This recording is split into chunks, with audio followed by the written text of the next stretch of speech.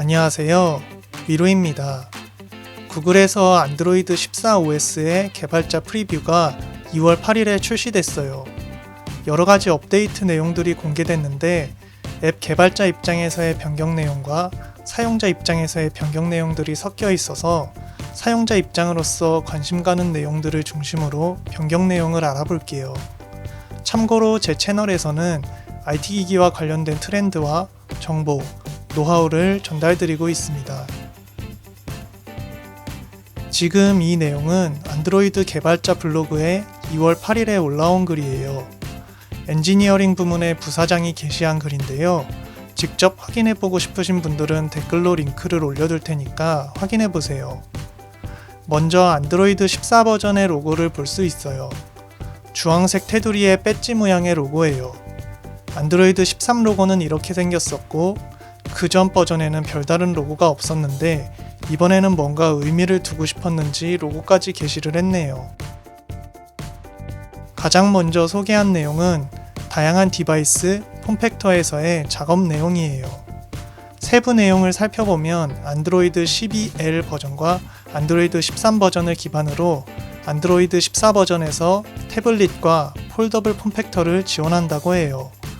그리고 대형 화면에서의 앱 품질 지침을 업데이트하고 개발자들이 태블릿이나 폴더블 폼팩터 같은 대형 화면에서의 개발을 잘할 수 있게 새로운 내용들을 추가했다고 해요. 그러면서 멀티 디바이스에 대한 사용자 경험은 안드로이드의 미래의 큰 부분을 차지한다 라고 했어요.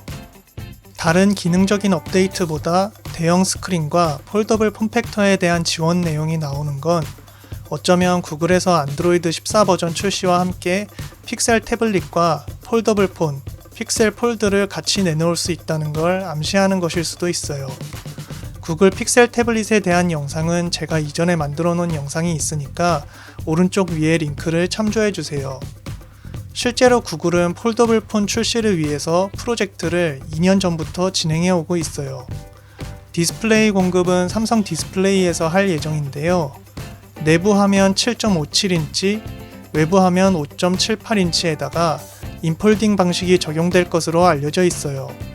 근데 쉽게 출시하지 못하고 2년 동안 프로젝트가 진행되고 있는 이유는 이미 삼성전자에서 폴더블 폰 시장을 장악하고 있기 때문이에요. 구글이 픽셀 태블릿의 스마트 홈 컨트롤러의 역할을 부여하면서 태블릿 활용에 새로운 의미를 찾으려고 했던 것처럼 폴더블 폰에서도 삼성전자의 폴더블 폰과 비교해서 차별적인 강점이 있어야 하는데 그걸 찾는 게 쉽지 않았던 거죠. 무튼 근데 안드로이드 14를 출시하면서 태블릿과 폴더블 폼팩터에 대한 이야기를 했기 때문에 안드로이드 14 OS의 사용자 버전 출시와 함께 픽셀 태블릿과 픽셀 폴드의 출시를 할 것이라고 추측해 볼 수 있어요. 개발 관련 내용들은 스킵하고 내려가다 보면 커스터마이제이션에 대한 내용이 나와요.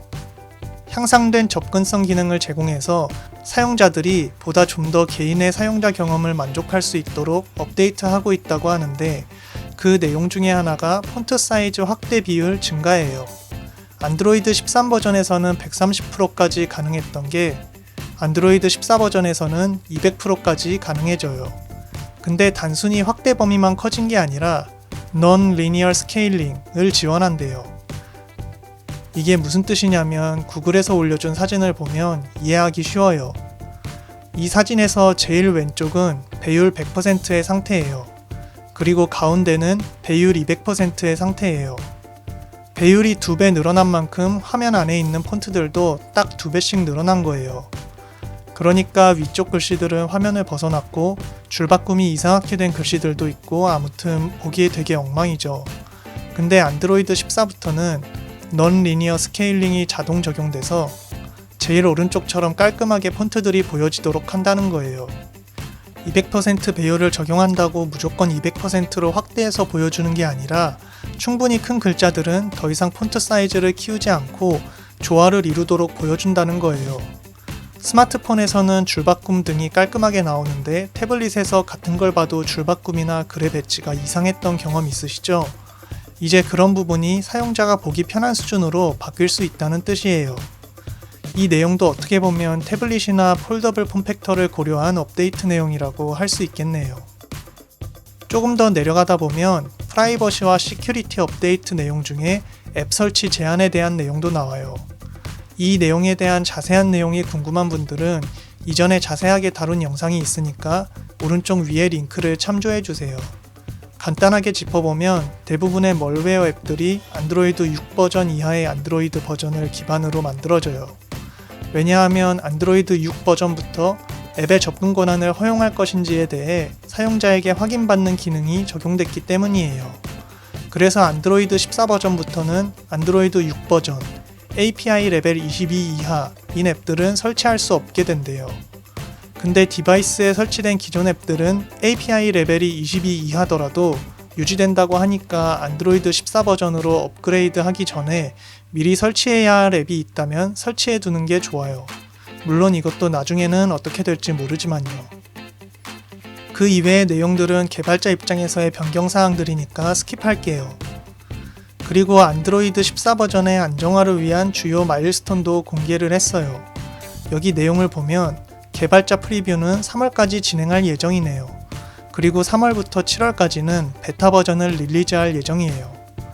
플랫폼 안정화는 6월부터 7월까지 진행하고 최종적으로 7월 말에서 8월 초쯤에 최종 버전이 릴리즈된대요. 현재 개발자 버전을 미리 사용해볼 수 있는 디바이스는 구글에서 출시한 제품들로 가능하고요. 안드로이드 스튜디오에서 안드로이드 에뮬레이터를 통해서 미리 사용해볼 수 있다고 해요. 이렇게 해서 안드로이드 14 버전에 대해서 알아봤는데요. 아직 정식 출시가 된 건 아니고 사용자 피드백을 반영해서 7월 말 혹은 8월 초에 최종 버전이 릴리즈될 예정이니까 삼성전자에서 원 UI 업데이트에 어떻게 반영할지도 같이 지켜보면 재밌을 것 같아요. 그럼 이상으로 영상을 마치겠습니다. 궁금한 점이 있으시다면 댓글로 남겨주세요. 다음 영상 제작할 때 반영할게요. 영상이 도움이 되셨다면 구독과 좋아요 한 번씩만 부탁드립니다. 시청해주셔서 감사합니다.